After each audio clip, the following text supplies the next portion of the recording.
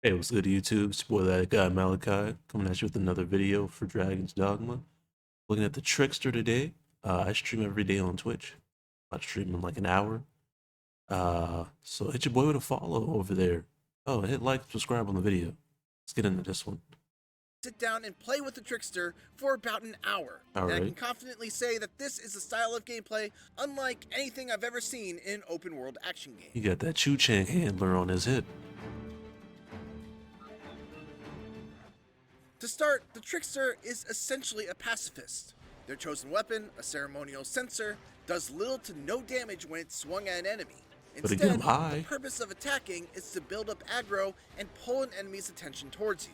To that end, you also have a special ability called Suffocating Shroud that sends out your smoke in a wide area and draws a large amount of enemy attention towards you. That goblin pack. The question is, why would you want to get a whole group of enemies swarming on you if you can't actually damage them?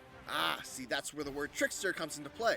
By using the Trickster's unique skill, Effigial Incense, you create a simulacrum, or a clone, for simplicity's sake, that enemies will perceive as the real you. This clone has its own health bar and will disappear if it's killed, but you can also teleport the clone to you while it's still alive with the press of a button. This way, you can basically kite enemies to wherever you want, as long as you keep their aggro and keep your clone alive.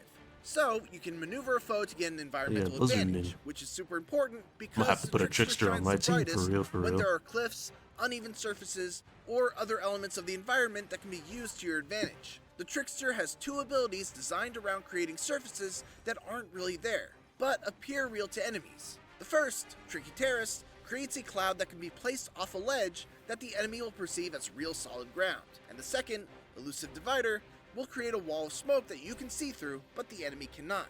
The final piece of this puzzle is the Visitant Aura, a technique that essentially allows astral projection. That's cool. Alright, we got astral projection going. For as long as your stamina will allow. You're super vulnerable while controlling the projection, so using Elusive Divider to give yourself some cover while using it in the heat of battle is a good idea. Crucially, you can float off ledges, ascend or descend at will, and even call your clone to wherever your projection currently is. I'm sure you can probably see why that might be useful.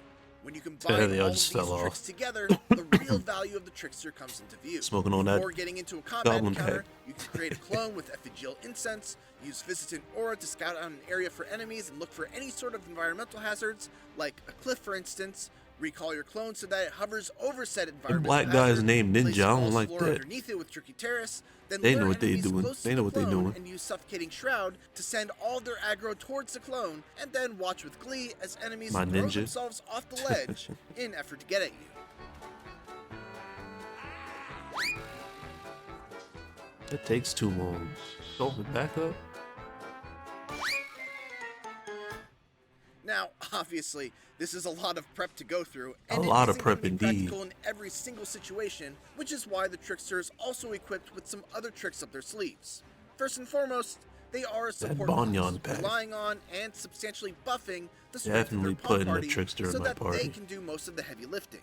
One such buff is Aromatic Resurgence, which supercharges your party, making them hit a lot harder. While I was playing for gameplay capture reasons, I had to make a mental note not to use this buff because my pawns would kill all of my foes before I got a chance to show off any of the more technical tricks of the vocation. The most powerful spell I saw of the Tricksters was Dragon's Delusion, which takes some time to cast, but brings forth an illusion of a dragon that terrifies North Carolina, throw your heads, take your shirt off, put them right your hair like a helicopter. Ample opportunity to do big damage. Do it again. Since most of the Trickster's other skills seemed well suited for dealing with small to mid-sized enemies, this was a really nice addition to see as something that could also let them deal with the bigger and North Carolina.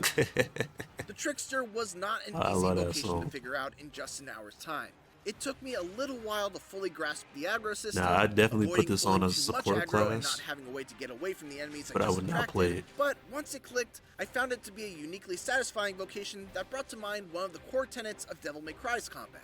It's not just about killing every enemy in the room, but how you kill every enemy in the room. It's an intentionally underpowered vocation that's designed to encourage creative thinking, to solve difficult combat problems in ways beyond just swinging a weapon or hurling a tornado at it. It's supposed to be an NPC support, to experiment more with once I've got my hands on the full game. Thanks for watching, and this is just the beginning of our IGN first coverage of Dragon's Dogma 2. In case you missed Alright. That was good. That was good. I like that class. Definitely putting that in my sport team. Definitely. I was up for the video. I'm out.